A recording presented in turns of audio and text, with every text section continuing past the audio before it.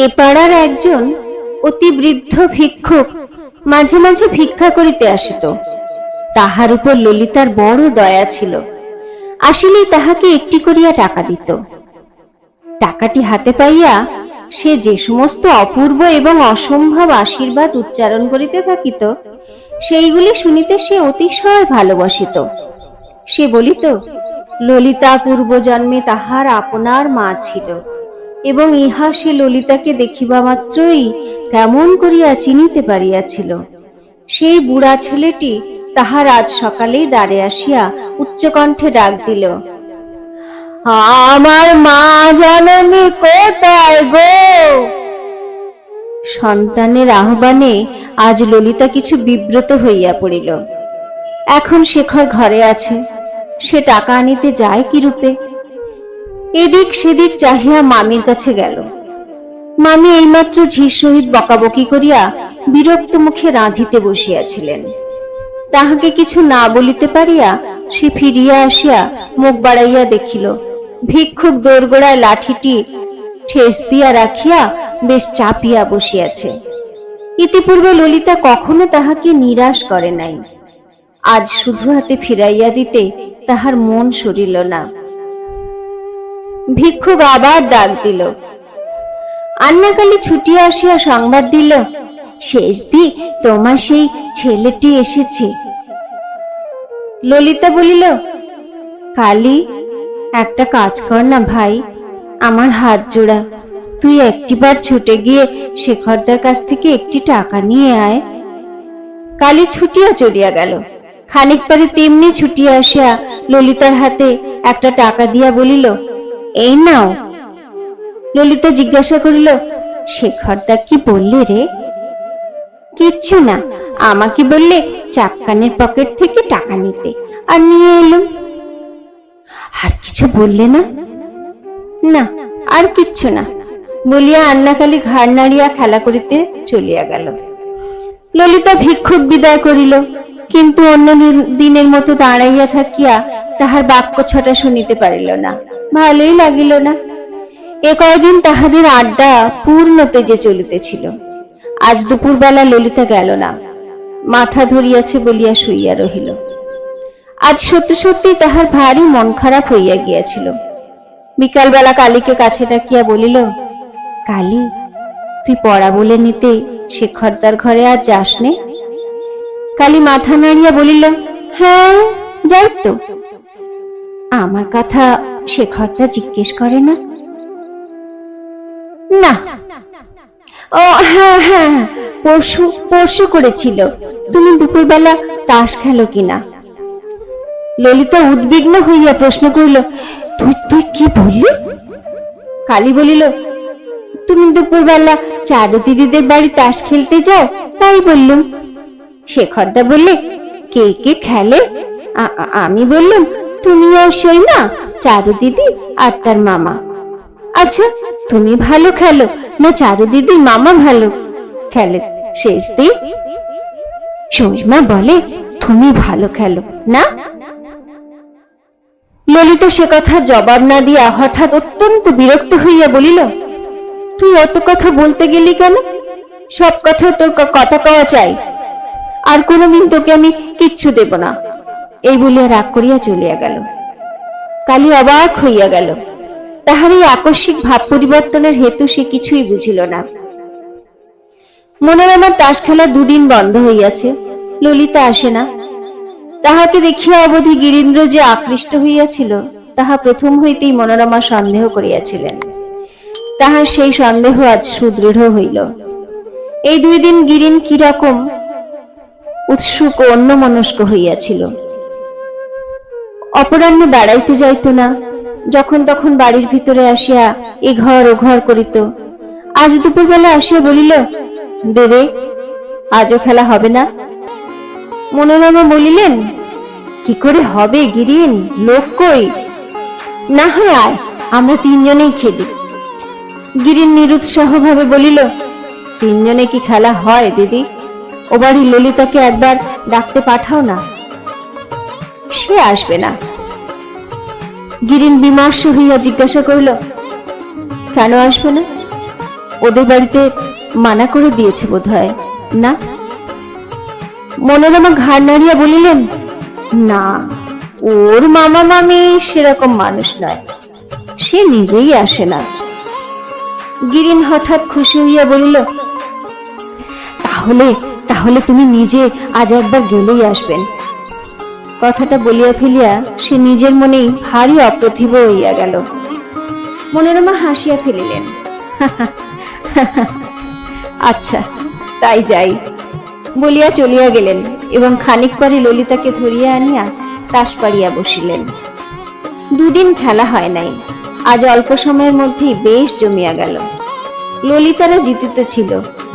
ঘন্টা দুই পরে সহসা কালী আসিয়া দাঁড়াইয়া বলিল, শেষদি, শেখরদা ডাকছেন, জলদি। ললিতার মুখ পাণ্ডুর হইয়া গেল। তাস দেওয়া বন্ধ করিয়া বলিল, শেখরদা অফিসে যাননি? কি জানি, চলে এসেছেন বলিয়া সে ঘাড় নাড়িয়া প্রস্থান করিল। ললিতা তাস রাখিয়া দিয়া মনোরমার মুখপানে চাহিয়া কুণ্ঠিত ভাবে বলিল, যাই সইমা। মনোরমা তাহার হাত ধরিয়া বলিলেন, সে কি রে, আর দুহাত দেখে যা। ললিতা ব্যস্ত হইয়া উঠিয়া দাঁড়াইয়া বলিল, না সইমা, ইনি তাহলে বড় রাগ করবেন বলিয়া দ্রুতপদে চলিয়া গেল। গিরিন প্রশ্ন করিল, শেখর দাদা আবার কে দিদি? মনোরমা বলিলেন, ওই যে সুমুখের ফটকওয়ালা বড় বাড়িটা। গিরিন ঘাড় নাড়িয়া বলিল, ও ওই বাড়ি? নবীনবাবু ওদের আত্মীয় বুঝি? মনোরমা মেয়ের মুখের পানে চাহিয়া একটুখানি হাসিয়া বলিলেন, আত্মীয় কেমন, ললিতাদের ওই ভিটেটুকু পর্যন্ত বুড়ো আত্মসাৎ করবার ফিকিরে আছেন। গিরিন আশ্চর্য হইয়া চাহিয়া রহিল।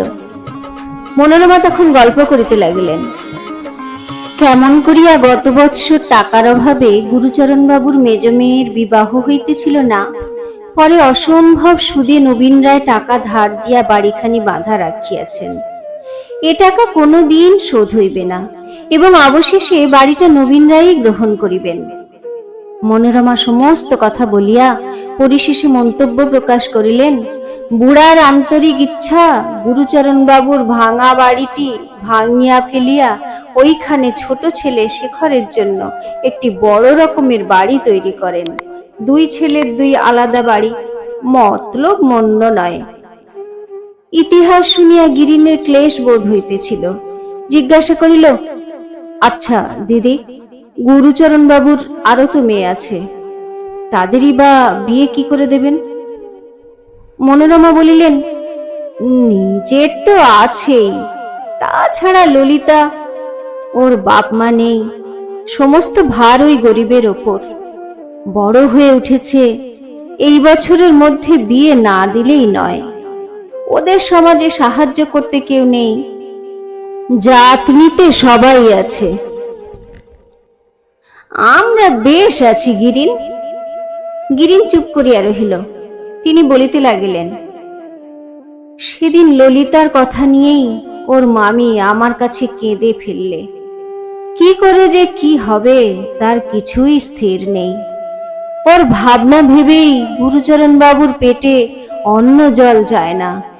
হ্যাঁ গিরিন, মুঙ্গেরে তোদের কোনো বন্ধু বান্ধব এমন নেই যে শুধু মেয়ে দেখে বিয়ে করে?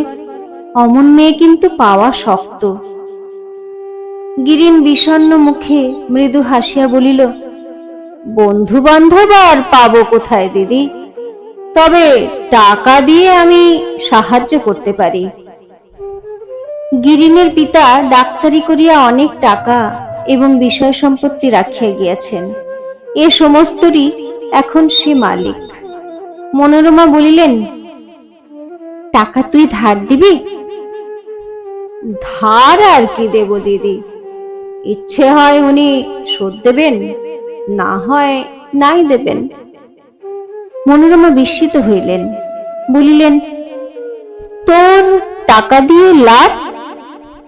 ওরা আমাদের আত্মীয়ও নয়, সমাজের লোকও নয়, এমনি কে কাকে টাকা দেয়? গিরিন তাহার বোনের মুখের পানে চাহিয়া হাসিতে লাগিল। তারপরে কহিল, সমাজের লোক নাই হলেন, বাঙালি তো, ওর একান্ত অভাব, আর আমার বিস্তর রয়েছে। তুমি একবার বলে দেখো না দিদি, উনি যদি নিতে রাজি হন আমি দিতে পারি। ললিতা তাঁদেরও কেউ নয়, আমাদেরও কেউ নয়, তার বিয়ের সমস্ত খরচ না হয় আমিই দেব। তাহার কথা শুনিয়া মনোরমা বিশেষ সন্তুষ্ট হইলেন না। ইহাতে তাহার নিজের ক্ষতিবৃদ্ধি কিছুই নাই বটে, তথাপি এত টাকা একজন আর একজনকে দিতেছে দেখিলে অনেক স্ত্রীলোকই প্রসন্ন চিত্তে গ্রহণ করিতে পারে না। চারু এতক্ষণ চুপ করিয়া শুনিতেছিল। সে মহা খুশি হইয়া লাফাইয়া উঠিল, বলিল, তাই দাও মামা, আমি সৈমাকে বলে আসছি। তাহার মা ধমক দিয়া বলিলেন, তুই থাম চারু, ছেলে মানুষ, এসব কথা থাকিস নে, বলতে হয় আমিই বলবো। গিরিন কহিল, তাই বলো দিদি। পরশু রাস্তার উপর দাঁড়িয়ে গুরুচরণ বাবুর সঙ্গে একটুখানি আলাপ হয়েছিল, কথাবার্তায় মনে হলো বেশ সরল লোক, তুমি কি বলো? মনোরমা বলিলেন, আমিও তাই বলি, সবাই তাই বলে। ওরা স্বামী স্ত্রী দুজনেই বড় সাদাসিধে মানুষ, সেই জন্যই তো দুঃখ হয় গিরিন, অমন লোকটিকে হয়তো বাড়িঘর ছেড়ে নিরাশ্রয় হতে হবে। তার সাক্ষী দেখলে নে গিরিন, শেখরবাবু ডাকছেন বলে ললিতা কিরকম তাড়াতাড়ি উঠে পালালো, বাড়ি শুদ্ধ লোক ওদের কাছে যেন বিক্রি হয়ে আছে। কিন্তু যত খোসামদি করুক না কেন, নবীন রায়ের হাতে গিয়ে একবার যখন পড়েছে, রেহাই পাবে এ ভরসা কেউ করে না। গিরিন জিজ্ঞাসা করল, তাহলে বলবে তো দিদি? আচ্ছা, জিজ্ঞেস করব, দিয়ে যদি তুই উপকার করতে পারিস ভালোই তো, বলিয়াই একটুখানি হাসিয়া বললেন, আচ্ছা, তোরই বা এত চাড় কেন গিরিন?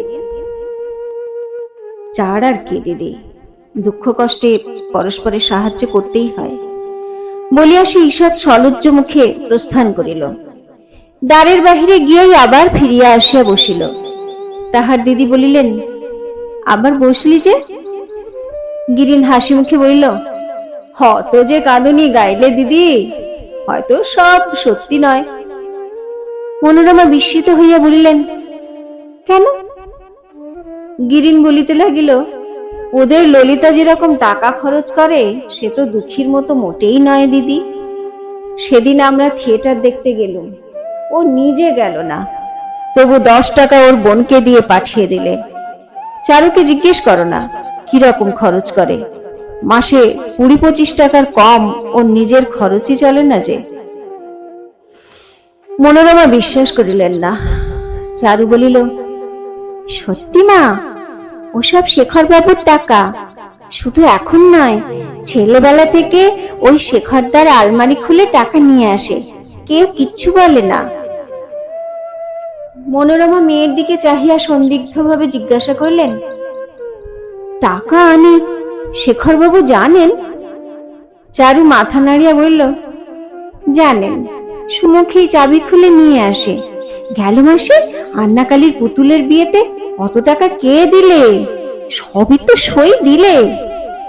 মনোরমা ভাবিয়া বলিলেন, কি জানি, কিন্তু এ কথাও ঠিক বটে, বুড়োর মতো ছেলেরা অমন চামার নয়, ওরা সব মায়ের ধাত পেয়েছে, তাই দয়া ধর্ম আছে। তাছাড়া ললিতা মেয়েটি নাকি খুব ভালো, ছেলেবেলা থেকে কাছে কাছে থাকে, দাদা বলে ডাকে, তাই ওকে মায়া মমতাও সবাই করে। হ্যাঁ চারু, তুই তো যাওয়া আসা করিস, ওদের শেখরের এই মাঘ মাসে নাকি বিয়ে হবে, শুনেছি বুড়ো অনেক টাকা পাবে। চারু বলিল, হ্যাঁ মা, এই মাঘ মাসেই হবে, সব ঠিক হয়ে গেছে।